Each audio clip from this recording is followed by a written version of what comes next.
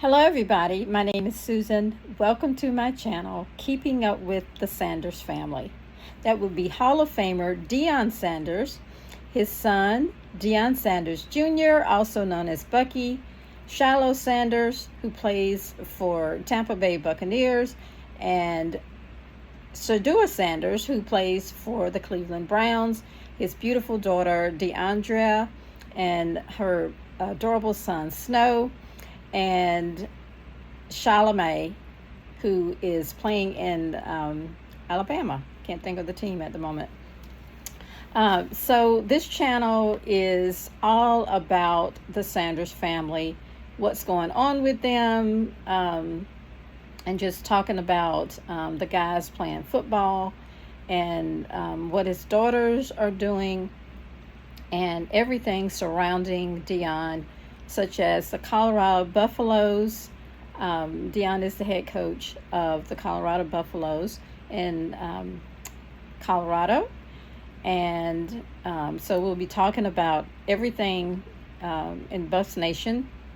We'll be talking about Well Off Media, what's going on with Bucky, and what's going on with Shiloh in Tampa Bay, what's going on with Shedeur and the Cleveland Browns, and whatever the girls are doing at the time. One of the reasons that I made this channel is so that I could be filtered through there is so much noise going on surrounding the Sanders family, and I happen to admire Deion Sanders so much. I started watching football back in the late 70s, and I really enjoyed it. Dallas Cowboys was my favorite team, and they still are to some extent. But I kind of fell off watching football, and I never was really into college football at all, other than I live in Georgia, and just to follow the Georgia Bulldogs. Every year there's a huge rivalry with Georgia Bulldogs and the Florida Gators, so that was always a big deal, and I enjoyed watching that, and I am still a very big Georgia fan. That will never go away. But since Deion became head coach of Colorado, he has really opened the door and expanded the horizon for so many people like myself. I'm a female, I'm an older adult, and he has just really made football so exciting, and especially college football. So not only am I interested in the Colorado Buffaloes, but I also have followed other players that I have become interested in as a result of what is known as the prime effect. The prime effect is wherever Deion goes, he influences his environment, and he brings excitement and competition, and it is just so much fun. And getting to know this family is just, it's unexplainable. They are a wholesome family. They're very close. Deion is a believer. He's a very good father. He has taught his children the basics, and it's just so much fun getting to know this family, all the ups and downs that they have been through. Deion recently went through a very serious operation, and he kept his faith, and so there's so much to share. I'm not going to keep this video very long. I'm very new to this, so forgive me if this first video does not turn out exactly the way that I anticipated it but I will learn as I go along.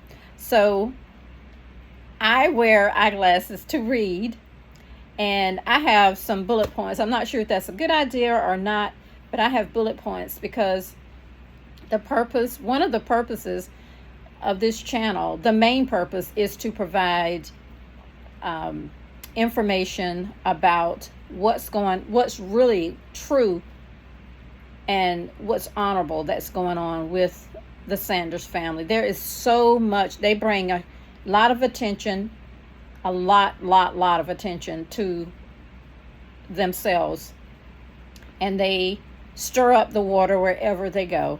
So they are extremely exciting family, and they entertain. They really entertain, and they have substance.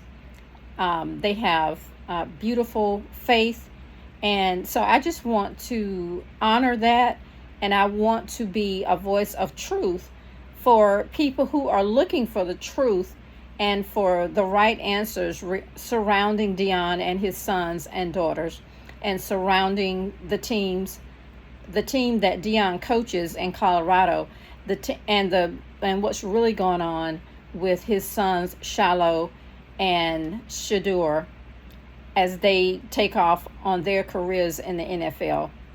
It's just also very exciting. So I made a video previously, but when I went back to the video, I realized that I provided way too much information. I repeated myself a lot. I used the word a lot. And so I decided to do another video, and I made bullet points about things that I wanted to touch on in this first video. And again, these are what I'm sharing on this channel is not a lot of speculation, not a lot of conspiracy theory. I can share truths about what I see based on facts that's really going on with this family. And when you come to this channel, you can expect no fluff, no brown nosing, no false narratives. I'm not going to just say things to try to get likes. I just feel like there are people like myself who want to filter through all of the noise and just know what really is going on. And this may be very unpopular, what I'm about to say, but I feel like just because we are Shedeur fans, or Shiloh fans, or Deion Sanders Jr. fans, or Deion, the Hall of Famers fan, that sometimes the Sanders family critics feel like we overhype this family because we love them. We do love them. We have a strong affection for Deion, how he's raised his sons. We have a strong affection for him because of his faith, and a strong affection for him because he's a winner. He doesn't like losing. He has beautiful, bold confidence, and a lot of people are frustrated by that. It bothers them, and that's unfortunate, and so a lot of things are said about the family from the fans who love him dearly, and from his critics, and sometimes you don't know what's truth or what's not truth. And because we have free speech in this country, there is so much information. Prime Deion Sanders, who's known as Prime Time Deion Sanders, brings so much attention until it's hard to figure out what's true and what's not true. So again, this channel is just I want to share facts, not fiction, not theory, not conspiracy theories. And critics are welcome to this channel, but only if you're bringing facts. It has to be absolute facts. You have to have researched and know what you're talking about and be able to 100% prove it. Okay? And it's okay to not like Shedeur or Shiloh or Bucky or Deion or the daughters, but it's not okay to make up false narratives and lie on them, not on this channel. So I hope everyone feels comfortable with that being said. I want to just go over some of the things that I wanted to point out that up to this point, at some point later on in as the channel progresses, I will talk about other things. But right now we're in a season where, since the draft in April, certain things have happened and there's so much noise about it. I would like to just clear up some of those things.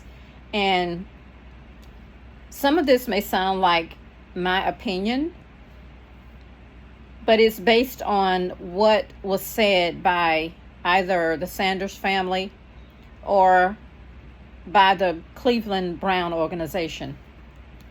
So,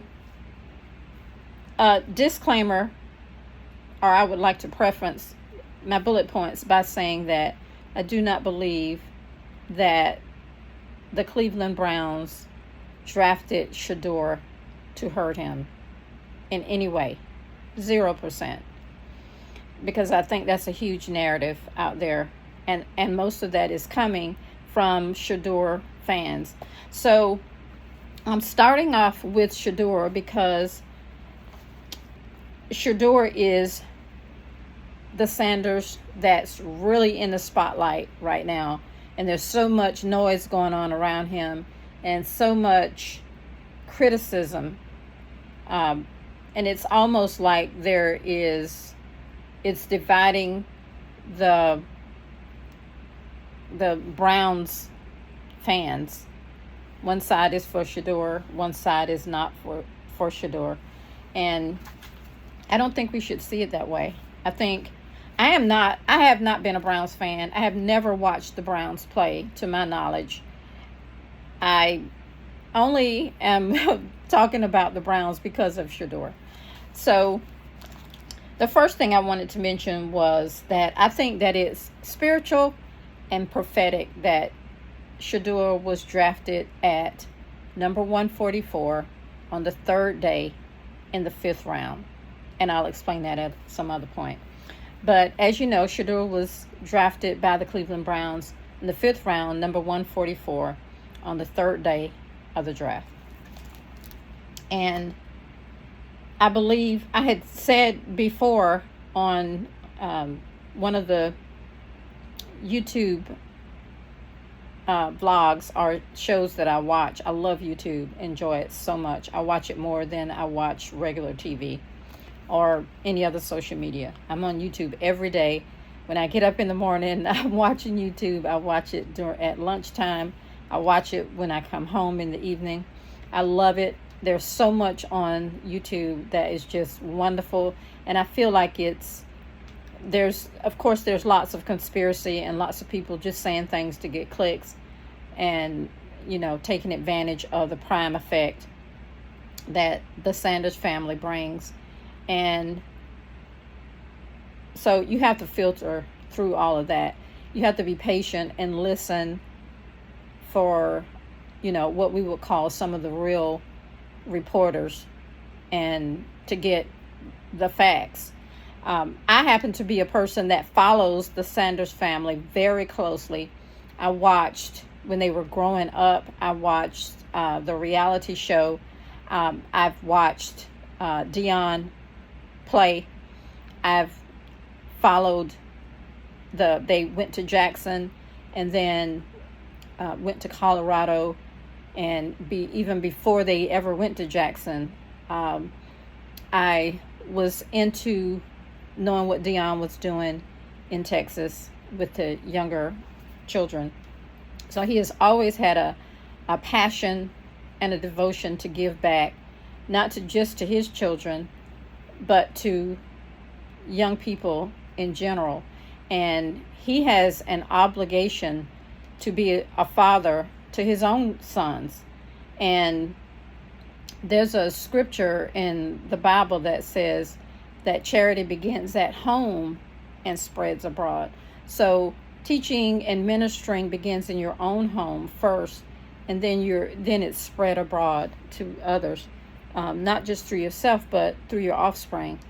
And so I think that he is doing what is required of him by being a good father to his sons and loving on other people's children.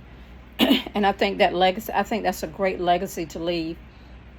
And there's so much that people have overlooked, because reporters are in the business of reporting the news, not necessarily knowing everything that's going on in a person's life. So it's hit and miss. They miss some of the human side of who athletes are. And if you're a fan, you have to dig deeper to find out what is really going on. So Shedeur was drafted by the Cleveland Browns, and then the narrative became, there was a viral photo going around that, the first narrative was that he was chosen by the owner. And I had called in on I sent in a message or a super chat on a couple of the YouTubers that I follow. I think it was 3 that I posted that I believe that the owner did not draft Shedeur, but that it was the GM, Andrew Berry, that drafted him. And so that turned out to be the case. That was very obvious to me after listening to the interviews, because I kept hearing this narrative going around. And I think one of the things that tends to happen, this is not a black or white issue, although somehow in America, everything becomes black against white at some point. But there's clearly more to it than that. And I don't think it had anything to do with, I won't say anything. I think because there's always a chance that there's some bias between the races in this country, unfortunately. But I think for the most part, this has very little to do with the color of anybody's skin. It has very little to do with that. I think it has to do with other things beyond what it looks like on the surface, but I don't think it's a race issue. So anyway, I think that Andrew Berry clearly chose Shedeur himself. From his heart, he wanted Shedeur on the team. And you can argue that it wasn't their plan initially, because they had Deshaun Watson, the issue going on with him, paying him way too much money. They're stuck with that situation for a while. And I'm not judging Deshaun Watson, who, is going through his own issues. And I'm sure he has a fan base. May not be as large as Shedeur's, but he has a fan base that cares about him. He has family that cares about him. So I haven't studied his situation that much, so I'm not willing to comment on that at this moment. But there's a thing that goes on in, and I can say this, I feel as a black woman, there's a thing that goes on in our culture where we become very defensive and we pick apart everything not everything, but some things. And this is not every single African American, however we choose to identify ourselves. This is not every single one of us. But overall, there's a large part of our culture and our community that overanalyzes, overthinks, because we're traumatized. We're traumatized, and the experience we've had in this country. So we're traumatized from that experience, and we still haven't lived past it. But we're traumatized from that, so we see most things through that lens, and it takes a lot of progression and process for us to move past that. And so it's almost like you're not giving the other side, so to speak, a chance, because you've already predetermined based on trauma and previous experiences, that you're not going to get a fair shake, and that, someone is out to get us. It's almost like they say when a quarterback has been hit so much, he's always seeing shadows. It's that type of thing. You're always looking over your shoulder. You're always judging what someone has said or is saying, or how we're being treated. It goes with the police, in schools, on jobs, everywhere. Entertainment is not, left out of this. So, and the other part of that is that I think sometimes when the reporters are reporting, I know that Mary Kay and Grossi from ESPN Cleveland, I think that they have gotten a bad rap. Not that they're 100% right, not that they don't have some bias. I'm not saying that. But I think they are reporting what the Cleveland Browns are telling them. The Cleveland Browns and whoever they're talking to when they're out on their beat, interviewing and talking to personnel. Those people have a script. Whoever they're talking to from the Cleveland Browns, they have a script. The head coach has a script. Andrew Berry has the script. The owner has a script. They're all scripted. They're only going to tell us what they want us to know. They're not going to come out and tell you details. That's not the way that works. And so they're also telling the reporters the same thing. The reporters are out there looking, and they can see, but they're reporting what the Cleveland Browns are telling them, because they're trying to report the facts, not what their feelings or emotions are. And I kind of can appreciate that. But anyway, so it's 100% false that the owner decided to take Shedeur. It was Andrew Berry. I commend him for that. I had never watched an NFL draft ever in my life. And I sat there and I watched it from day one to the last person was chosen for the draft. This is the prime effect. This is Shedeur Sanders. This is the Sanders family bringing in the interest and enticing you and entertaining you to watch. They have some kind of effect and blessing on their life that draws people. You can't turn away from it. So I watched the entire draft, and at one point I fully expected to see Shedeur being drafted in the first round. In the first round, not the second. I had no inkling that he would not be chosen in the first round. I was very disappointed. Although I did know that there were not a lot of teams that needed quarterbacks.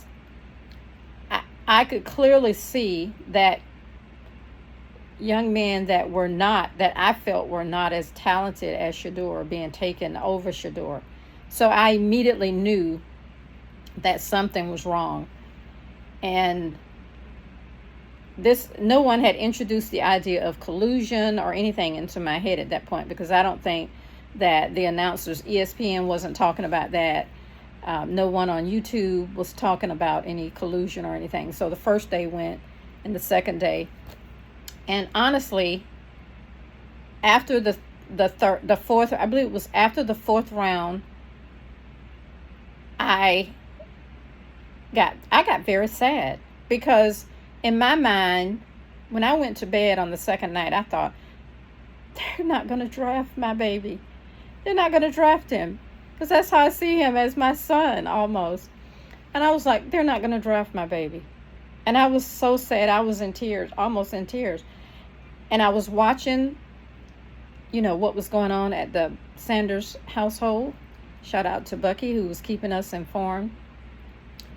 And Shedeur was being his calm self, his father's presence, and, the whole family being there. And Shedeur was being very calm. I just admire him for that so much. And I give God thanks for just keeping this family. But I'm sure his dad was talking to him at this time, and, Shedeur has been prepared for things like this all of his life. And so when I was also watching an interview, and I heard the commentator say that he had just gotten off the phone with a GM that wanted to draft Shedeur, and Shedeur would probably be taken off the board that day, and he was, and it was Andrew Berry, because the commentator mentioned that it was Andrew Berry that he had talked to him. So that was part of the evidence that I had, that I knew that it was the GM that had made the decision to do it. And also something else that was said at the Sanders household that gave me the indication that it's the GM. There are a lot of people that are angry at Andrew Berry and Kevin Stefanski, and it's not their fault. We tend to take things out on people when we're not happy about the results. The results didn't turn out or come out the way that we expected, so we take things out on other people, and that's a very immature stance to take. It's a very immature attitude to have. And so I thank Andrew Berry. I'm very grateful to Andrew Berry. Andrew Berry, if you ever see this video, thank you so much for taking Shedeur off the board, because I personally feel that if Andrew Berry had not drafted Shedeur number 144 on the third day, Shedeur would not have been drafted. I absolutely 100% believe that. He would not have drafted, or he would have failed to, the 7th round maybe, or even Mr. Irrelevant. I don't know. But I just feel like he would not have been drafted, because the other thing I wanted to say, which is going to be in one of my bullet points.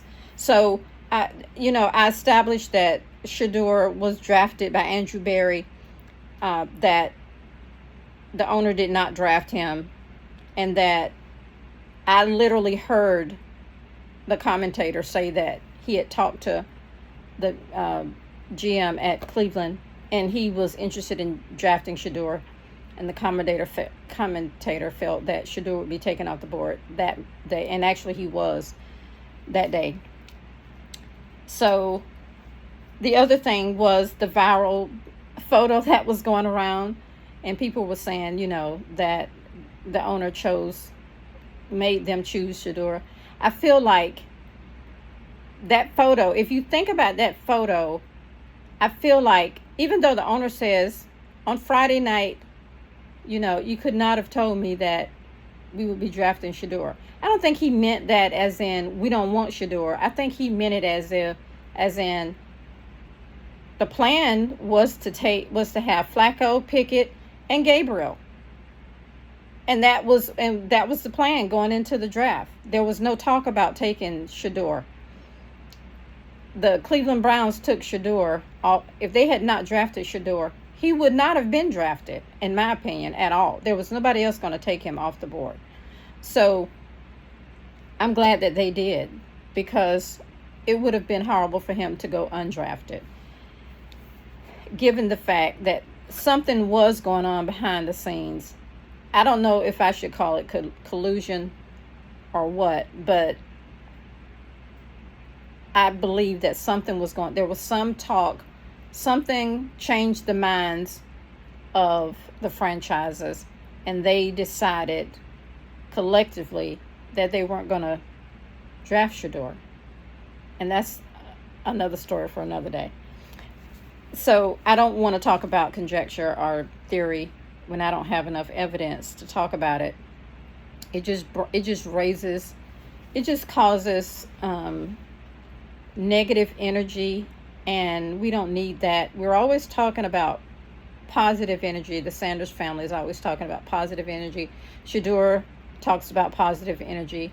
He wants to stay positive. So when we talk about things that we're not sure about, or we let people whisper negative things in our ears because that's the way they feel, he has to work for these people. He has to be in the NFL. He doesn't want, if he wants to be in the NFL, he has to find a way to forgive that process. Not that he doesn't want to know what really happened. That will come out. It'll come out.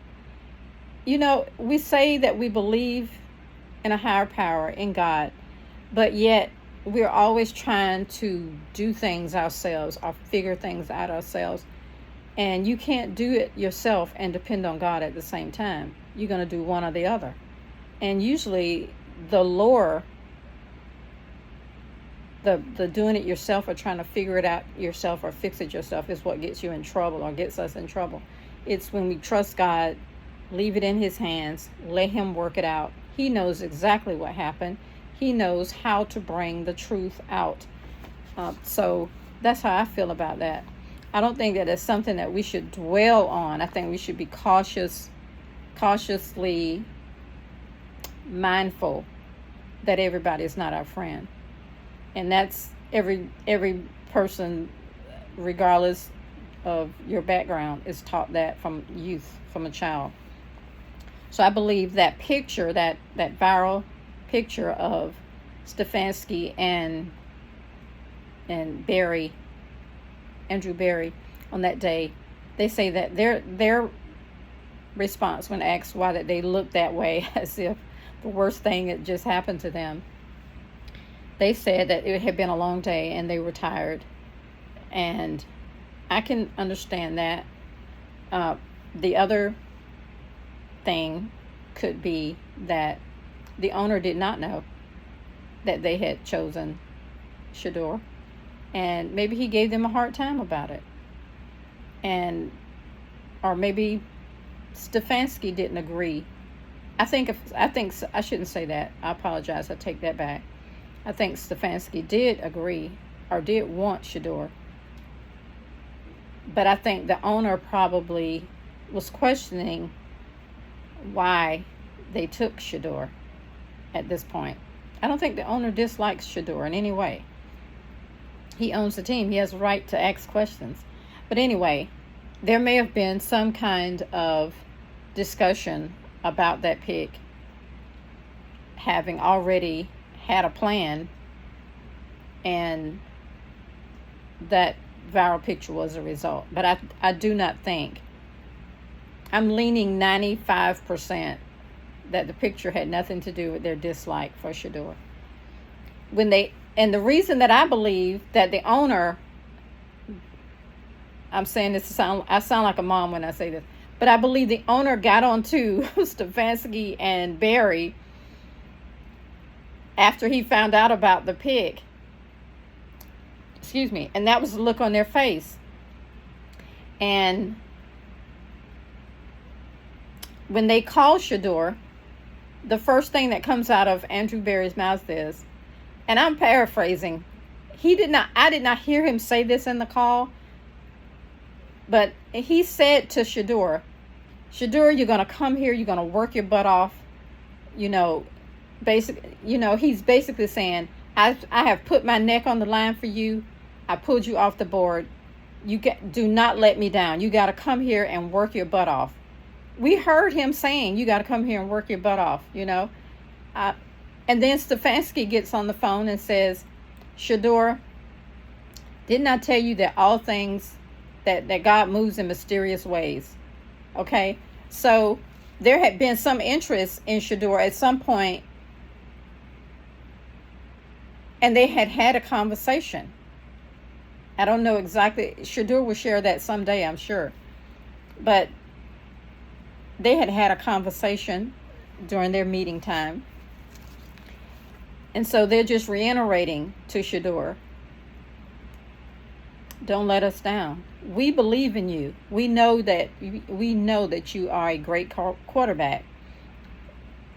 There had to be some obstacle in order for Stefanski to say, didn't I tell you God works in mysterious ways?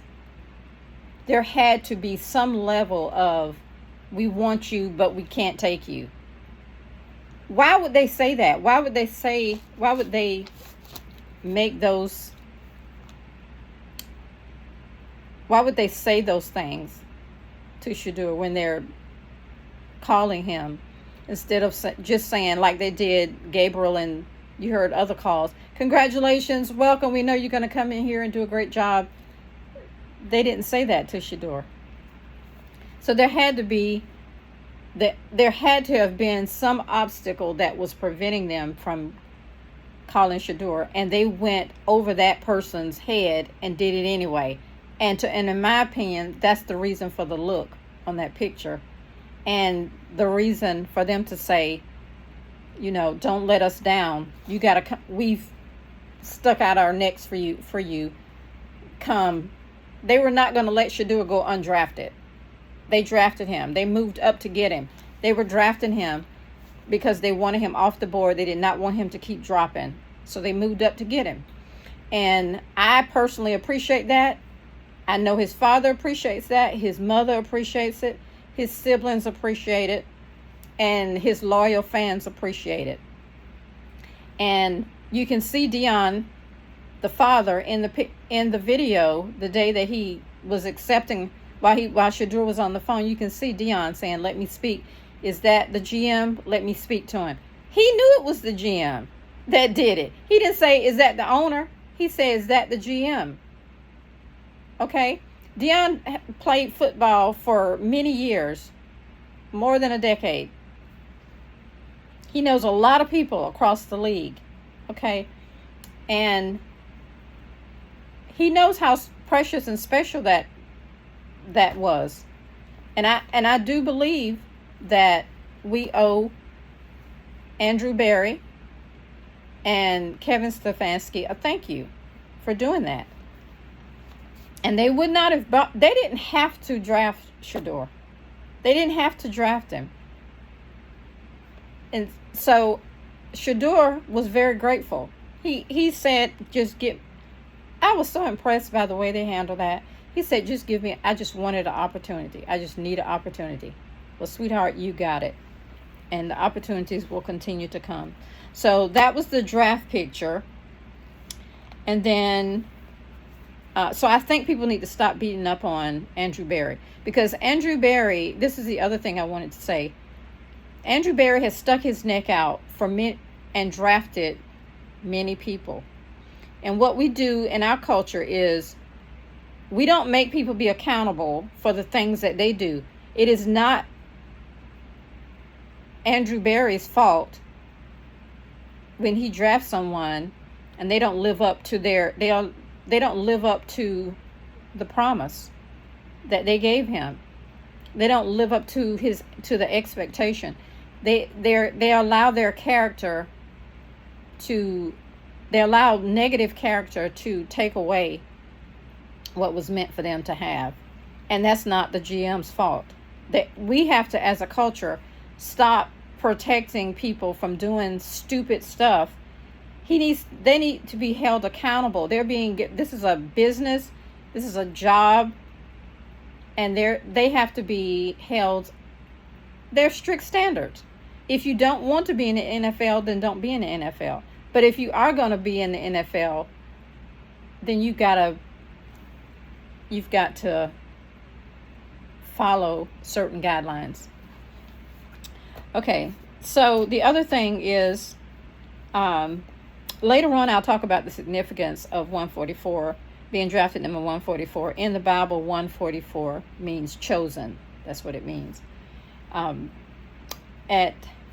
The Bible talks about in Revelation that there are 12 gates, and well, anyway, it's a long story.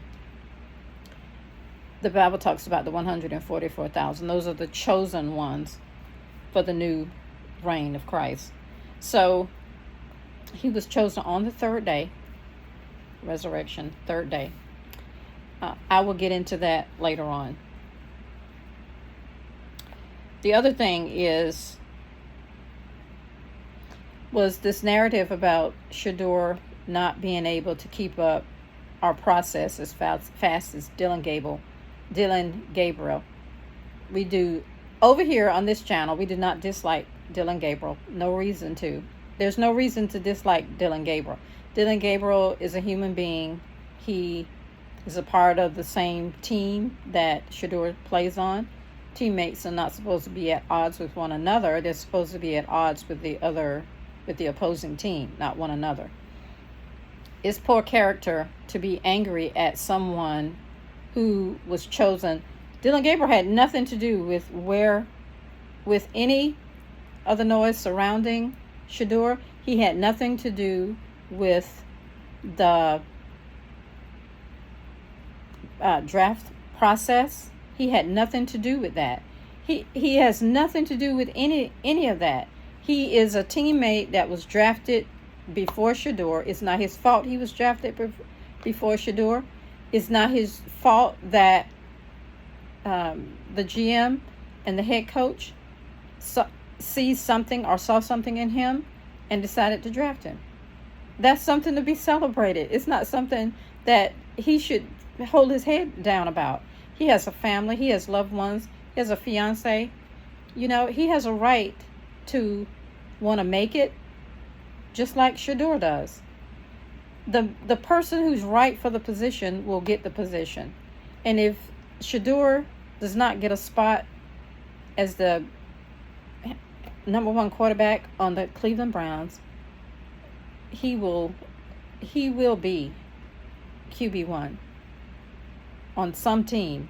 If not the Cleveland Browns, on some team he will be QB1. And I'm not even worried about that. And I'm not trying to figure out how. I leave that in God's hands. That is up to God how he does that. But I think we have to stop beating up and putting down. Putting down Gabriel is not lifting Shedeur up. It's not, when I say it's not lifting him up, maybe it's making whoever's doing it, maybe it's making them feel good, but it's not going to automatically make Shedeur, better than Gabriel in his family's eyes or even in his fans' eyes. It's not, they're still going to love him because I'm still going to love Shedeur no matter what. It doesn't matter.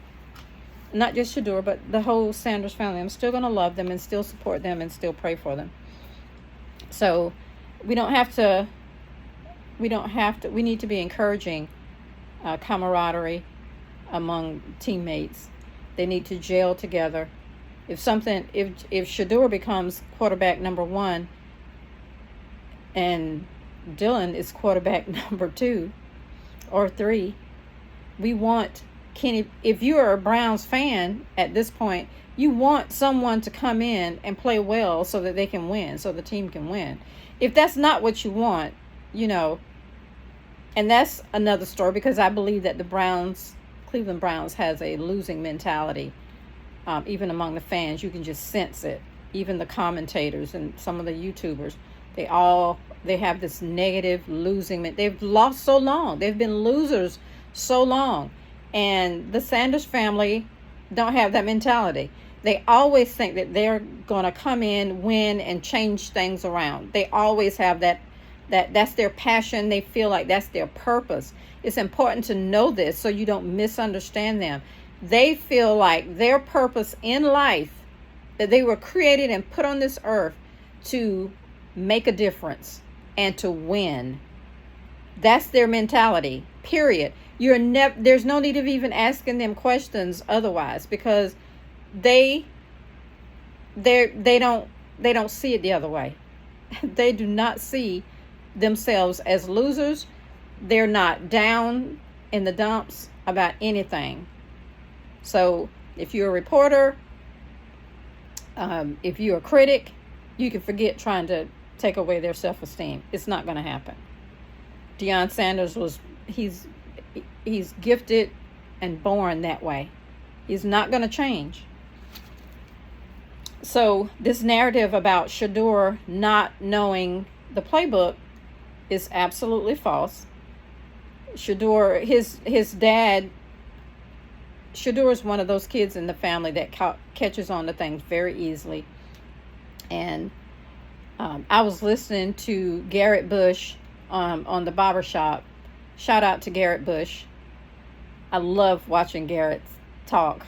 He's so funny, and he's so passionate and so good and so um, relevant. So Garrett said that they're given 25 plays to learn, and they call those, once they get on the field, on the practice field, they call those plays at random, not in any particular order, just at random. They call the plays, and they tell them, and they got to know them, and they don't call all 25 plays. So the next day you got to learn 25 more plays, and again, they're going to call them at random, not in any particular order. So they could call plays from the previous day or that day.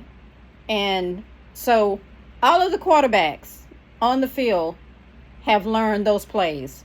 There's no such thing that Shedeur has not learned those. That's not the way that works. The reason I'm repeating what Garrett Bush said is because Garrett Bush knows football. He has played football. He knows football, and he knows how that process works. And he's been around the Browns organization enough to know this is how that works.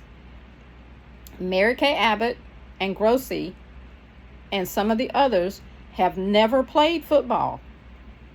I know they have been reporting a long time, and I respect them. I'm not criticizing them. I'm just saying this is the narrative, because they, again, as I said earlier, they're reporting what has been told to them by the Cleveland Browns staff. They know exactly what to tell them. They're scripted. I work for an organization.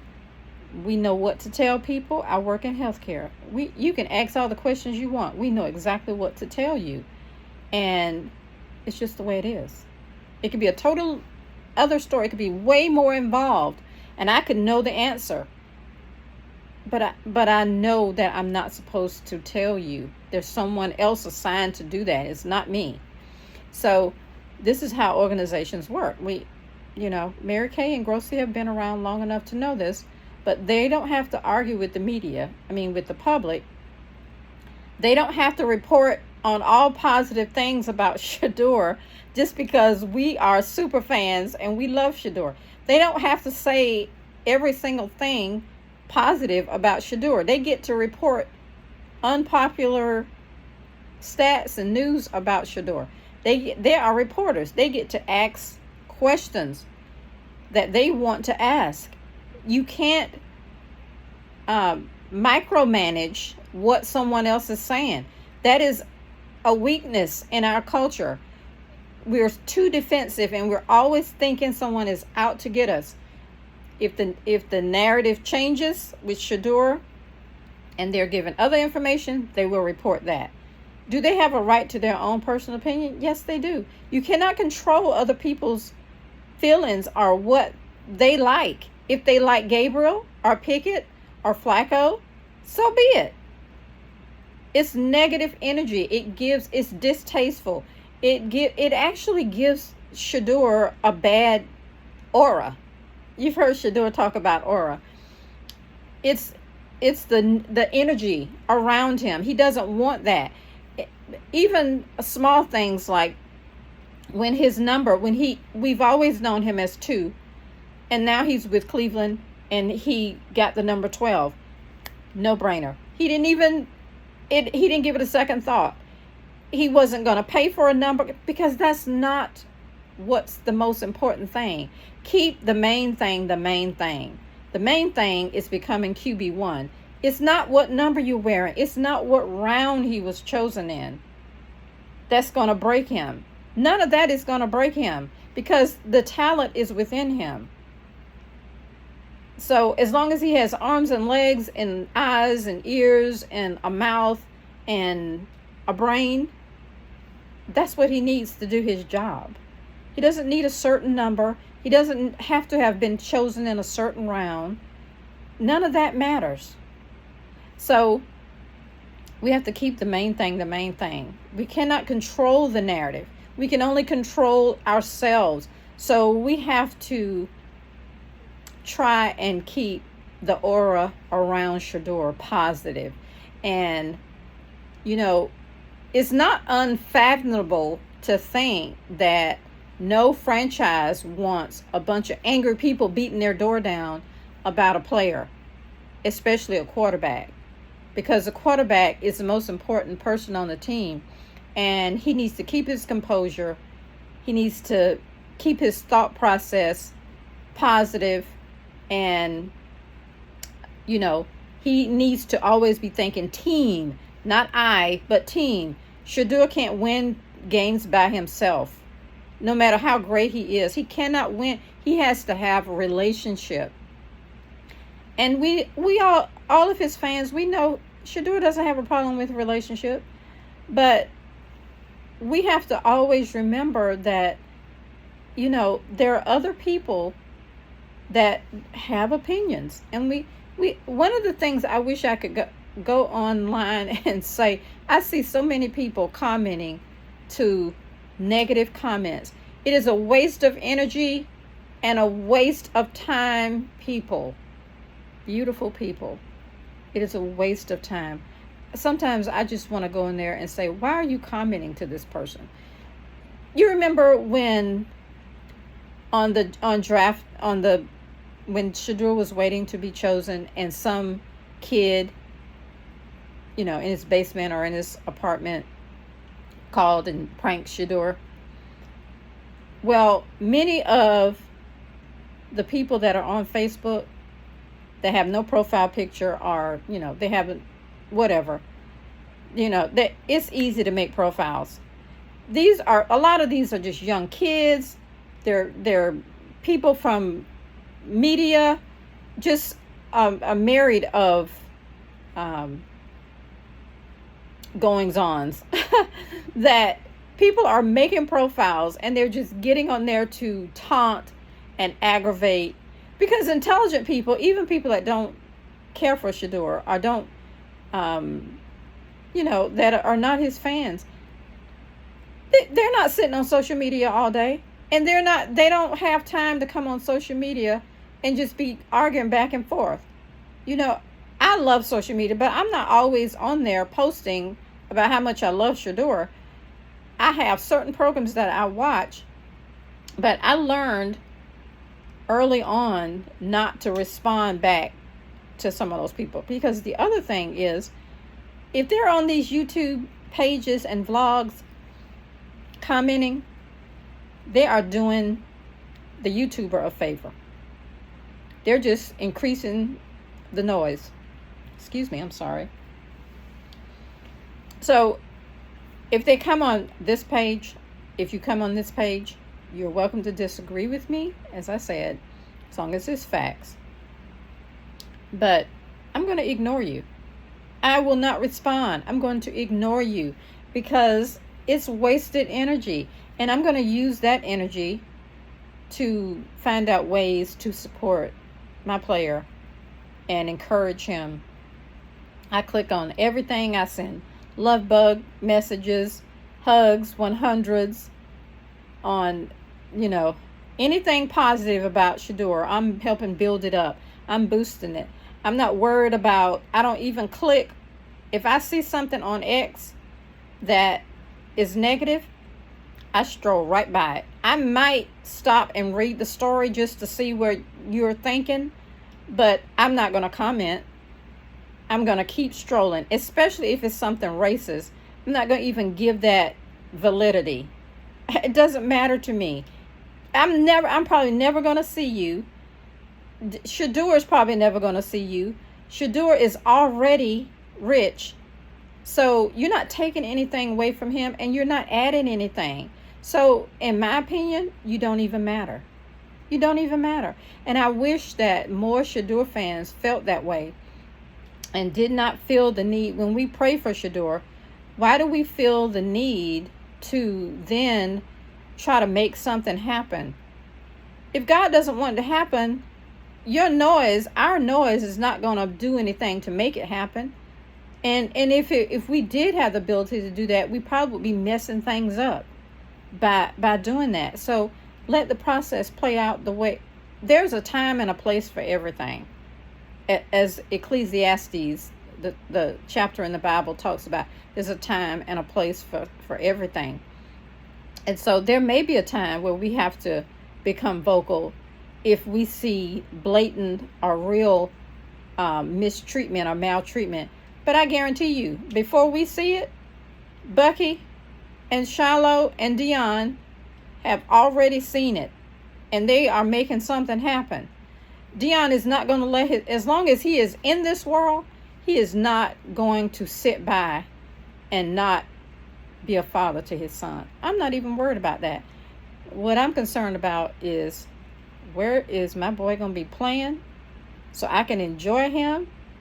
And so I would love to go to one of his games. I live 45 minutes from where Travis plays, so I will be going to see Travis play. I love Travis too. But as far as the haters, we shouldn't even be giving them the time of day. It does not matter. Shedeur is happy. He is not worried about that. And his father, his brothers, and his sisters, they're all happy. And wherever Shedeur plays, we are going to follow him. We're going to support that team. We're going to support the environment. We'll be there tailgating and buying food. And we're going to buy jerseys. And we're going to have a good time celebrating our Shedeur and our Shiloh and our Jimmy Horn and our Travis and our LaJonte and all the other buffs, the new buffs that are playing at Colorado. We're going to have a good time. And, when you get my age, you ain't got time for no foolishness. You want to enjoy every day. Dion has just went through this horrible, horrible situation, losing his bladder and having to get one created. We ain't got time. We don't have time for that foolishness. Dion wants to enjoy his life. He wants to live his life. He has a brand new grandson. He wants to do everything he can for his grandson. We don't have time for people. You are allowed to not like us or not agree with us, but we don't have to entertain your mess. And so I just encourage all the wonderful fans that the Sanders family has to just take note from the positivity that Dion, as the young people say, he's spitting out. And he does it every day, no matter what he's going through. And he deserves our positive feedback when he's going through something.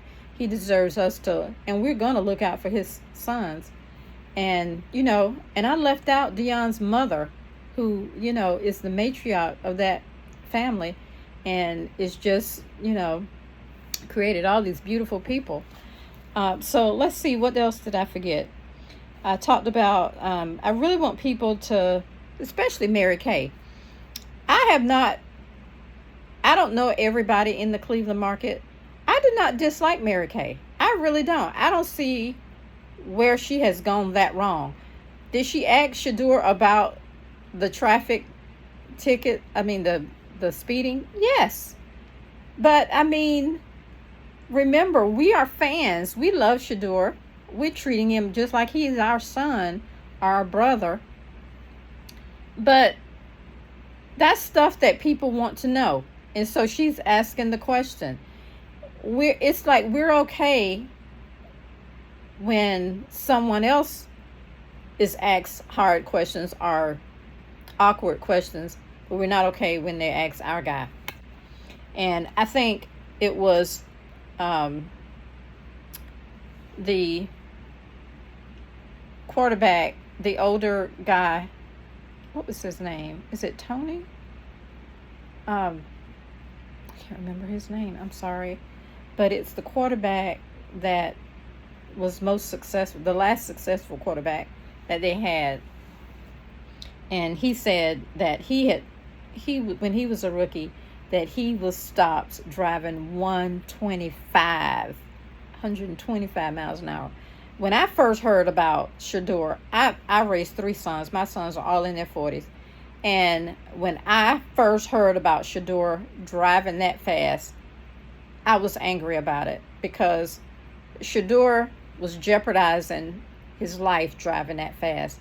One wrong move, the car flips over and there's no more Shedeur. Or he's maimed, you know.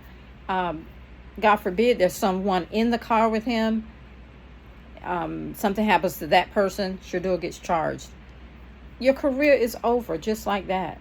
I tell my grandson and my sons this all the time. It takes one wrong move, one split second. And you don't always have to be doing anything wrong for something life-changing to happen. So instead of coddling Shedeur, we should have all reprimanded Shedeur. I'm sure his dad did. And I'm sure his dad probably drove fast too at one point. But it doesn't make it right. It doesn't make it right. If, excuse me, he had ran into someone, something on his car could have malfunctioned. It doesn't compare to, it's not a felony, or it doesn't compare to something what we might consider, like he didn't hit anybody or, do anything really, really, really horrible. But that was not a smart thing. It was not a good thing. I do agree that Andrew Berry was pointing out to me that wasn't, some people were saying he shouldn't have said anything. He was too hard on Shedeur and not too hard on the guy, on Quinshon Junkins. I just disagree about that. And I guess it's because I'm older. I have sons, and I know what I would have said to my sons. Excuse me. And as a mother, when your children are away from you, you appreciate. I'm sure Dion didn't get upset about Barry saying anything, because that's love. Sometimes reprimand is care, and it is love. And what he was saying was right. He could have injured himself because, again, Barry has put himself on the line for Shedeur. We don't know what went on behind the scenes. Look at that picture. We don't know what was said to them, that they could have gotten yelled at, fussed at by the owner. They're not going to come out and tell you that. The owner's not going to tell you that. But to me, that looked like what happened, because when they talked to Shedeur on the phone, they were saying, man, you got to come here and you got to make it work. No playing around. Don't let us down. We giving you a chance. So, yeah, I think that was how that went. So then the other thing is about the reps, and is the Cleveland Browns using Shedeur? Do they dislike him? So I can just tell you point blank, they're not using Shedeur. They do not dislike him. I just went over how I thought they felt, how he got there, how they feel about him. And they had a plan, and they know what Shedeur is capable of. They feel like they will be able to use him at some point. They've already talked to Shedeur about that. You can tell by the things Shedeur says. I'm going to wait my turn. I'm going to be ready when my time comes. And his time could come at any time. Somebody could get injured. Anything could happen. Shedeur is ready. That's why he practiced so hard. And it is frustrating to him. You can tell. Shedeur is grinding. Shedeur has not braided his hair. Have you noticed that? He has not braided his hair or got his hair done. There's not a shortage of people that will do Shedeur's hair. But it just goes to show that where his thought process is and where his frame of mind is. He is not worried about that type of thing right now. And most of those guys are not worried about, their hair, because they're in practice mode. There'll be a time for that. But yeah, so some days I look out there and I see his little face and I think, is he getting discouraged? Because I know he wants to play. He's used to winning. He's used to playing. He's used to being number one. But again, when you get my age, when you've raised children, when you have grandchildren, you understand that a little bit of humble pie hurts nobody. That he needs to be a follower. He needs to know what it feels like. That's why his dad took them out of private school at one point and took them a certain part of town so they could see what the real world is like. Everybody doesn't have privilege. Everybody doesn't have opportunity. Some people have to, most people have to work hard to get promotions and work. They don't come right on the job being promoted. And this is a job. It's not, some privileged club. It's a job. And does Dion and his entourage surrounding him, Shedeur, are they accountable for anything in this process? Sure they are. Yes, they are. Could they have done some things different? Yes. Even Shedeur said it. Could I have done some things different? Yes. Hindsight is 20/20. But you can't go back and change what's in the past. You can only make adjustment going forward. So I think that he will make adjustment going forward, and I think he'll be all the better for it. So my other bullet point, because I'm over an hour. I cannot believe it. I'm posting this video. I am not deleting it. So my other point was kind of goes in what I just said. Do the Browns regret taking Shedeur, or are they trying to teach him a lesson?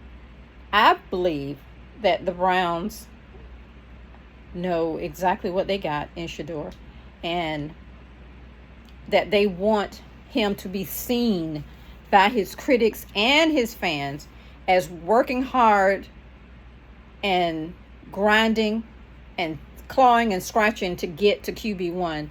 They do not want it to look like Shedeur has been given anything, because they know what the critics will say if they give Shedeur, if they were to just bam, there you go. When you put Shedeur and Dylan side by side, Shedeur has the advantage. He has the height, and Gabriel doesn't have that. And there's some other things that Gabriel doesn't have that Shedeur has, and there's things that Shedeur has that Gabriel doesn't have. There's things that Shedeur has that Gabriel does not have, and height being one of them. Gabriel can never overcome that. There are things that Gabriel has that Shedeur may not have, but Shedeur has the ability to learn some things, like a tighter spiral, those types of things. So I think it's just a slight, tiny advantage that Gabriel may have versus Shedeur. But it's things that Shedeur can practice and learn. There are things that Gabriel cannot. He's not going to overcome those things. He will not be able to see over, if he's 5'10" or 5'11", how is he going to see over someone that's 6'8", 6'5"? He's not. So as this process plays out, it is extremely likely that Shedeur will move up. Will he stay with the Cleveland Browns once his rookie season is up? That remains to be seen. We haven't gotten that far yet. We haven't even gotten to the regular season yet. But I don't believe that the Cleveland Browns have anything against Shedeur. And I was glad to see that the owner, for the most part, stays out of the roles that he's assigned these two people, the head coach and Stefanski and Andrew Berry. I was glad to see that he doesn't impose his will. But I do think he made his presence known, because, he was standing around with his hands on his hip at the press conference. And that gives a picture of authority. If you read body language, it's always said that when people have their hands on their hip, they feel above you. And, he's looking around. I've seen several takes of him in other situations or environments, and he had his hands on his hips, like, I'm the boss here. Who's going to ask me a question? I'm going to tell you. Who's going to question me? So the other thing was, is Shedeur responsible for the noise that surrounds him? The answer is no. He is not responsible for all the noise that surrounds him. It is his super fans, his fan base. It is the interest because he's so exciting and entertaining. It's he can't help it, and his fans are the ones that are making videos and posting about him and going on YouTube and talking about him. And he has fans in the media, he has fans in the news, he has fans everywhere. And they're the ones that are making the noise. And it's not Shedeur's fault. And if you're a good quarterback, Shedeur can operate just like he can on the field. He can operate with or without the noise. But the noise is not his fault. So, what to expect moving forward in the very near future? Well, we're just going to take one day at a time. Shedeur, they're off. Today is Sunday, August the 3rd. They are off today. Shedeur is resting up his sore arm. He had a sore arm yesterday, so he did not practice. And so he is resting up. He will be back out on the field on Monday. We will know if his arm has rested or if it's still sore. I fully expect Shedeur and Dylan to practice in this upcoming. It will probably be Dylan that plays for Carolina or in the Carolina game, or it may be Dylan may play a portion and Shedeur may play a portion. Dylan may play the first portion of the game. Shedeur may play the last portion of the game.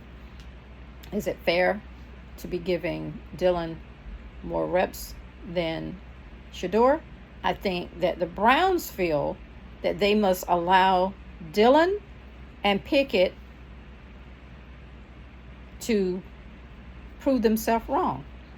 It's their job to lose, and the Browns they feel obligated to let them get as many reps as they can, so nobody can say, "Oh, they chose Shedeur because Shedeur has been performing better in practice." So no one gets to say, "Oh, they chose Shedeur because of his fame." They didn't give Dylan a chance, and they didn't give Pickett a chance. The Browns, Kevin Stefanski say, nobody's going to say that we didn't give you a chance. So we're giving you every opportunity. Shedeur is over there in the corner practicing. We're giving you all this attention, all the ball's attention is going to Kenny Pickett, Dylan Gabriel, and Joe Flacco. And it's theirs to lose. So we have to let that process play out. Nobody's doing anything to Shedeur. That's a bunch of malarkey. It's just not real. Nobody's doing anything to him. If they were, Shedeur would say something. Shedeur is not, he's not egotistical as he was accused of being, but he's certainly not a doormat. And if it were going that way, Shedeur would say something. And he may be dissatisfied with the way the reps are going. But Andrew Berry and Kevin Stefanski see Shedeur. They see what he's doing. And they have other people that are watching him and see him. And so Dylan Gabriel, you have to let Dylan Gabriel. That's the way I would prefer it. I prefer that they let them have as many reps as they want. As they need. Do I want Shedeur to get number one reps? Yes, I do. I personally believe that Shedeur will play week 1. That's my belief, because I know that's what Shedeur wants. And I believe that he will play week 1 in the regular season. We don't know what's going to happen between now and then. We don't know. We have no idea. So we're just going to take one day at a time, and we're going to see how it all plays out. But here you will not get any fluff, any lies, any conjecture, any conspiracy about stuff that's not real. Again, and I keep reiterating this, I raised 3 sons. I don't let no one take advantage of my sons. If I thought that they were taking advantage of who I refer to as my baby, trust me, I would be on here telling you, okay? But they're not. And I'm so happy that I have this opportunity to share with you. And I hope that you stayed with me during the whole show. If not, I understand, because it's an hour long, but I am not going to cut any of this. I'm going to post it just like it is. But I hope to make this channel more interesting and fun. And I hope that I get to put a lot of highlights and different things on here. And I'll be learning as I go along. So I appreciate you bearing with me. And I hope that you will like this video and subscribe, share it with others, and please feel free to comment whether you agree with everything that I've said or most of what I said, or you agree with none of what I said and you have proof to the contrary, because I love truth. Otherwise, if you post anything negative on here, I'm just gonna ignore it, and if it gets too bad, I'll just, boot you out. But until next time, I look forward to posting each week. I don't know if it's going to be 1, 2, 3 times a week. I don't know if it's going to be every day. If I feel like posting tomorrow, if there's some news, I will post it. And there's so much, it's not just Shedeur. I'm talking about Shedeur because I wanted to get that off my chest about Shedeur. But there's things going on with Deion Sanders. There's things going on with Shiloh. And although like Jimmy Horn plays for Carolina, by the way, and he will be there to see, and get a chance to see Shedeur next Friday when they play the preseason game. But I'll be posting about those guys as well, and I will be posting full Colorado games. I have all sorts of cable. I plan to post the full games on my YouTube, and I have to make sure that I'm able to do that. But excuse me, but I plan to post the full games because that is so much fun to me. And I know that when we were we were in the Pac-12 back in 23. The Colorado Buffaloes was in the Pac-12 in 23, and it was hard to find. They were on TV almost every single week. Well, they were on TV every single week, but sometimes it was hard to find, get into some of those channels. So for the 24th season, I made sure that I had access to everything that I wanted to watch. And it was a lot more comfortable because I tried watching on YouTube several times. I didn't like it. I didn't like it at all. I didn't like people, it would go out because people were doing it without permission, and it would go out while you were trying to watch it. So I was like, nope, sorry, that's not happening again. I got my own thing. Okay, guys, thank you. It's, I'm a little over an hour, and I didn't mean to go that far. I'm pretty sure I'm not going to do an hour moving forward, but this was my first video, and I appreciate you being here. If anyone else has a YouTube page and you want me to follow your page or like or subscribe on your page, please let me know, and I will check it out. So guys, thank you so much, beautiful people. I look forward to chatting with you next time. God bless.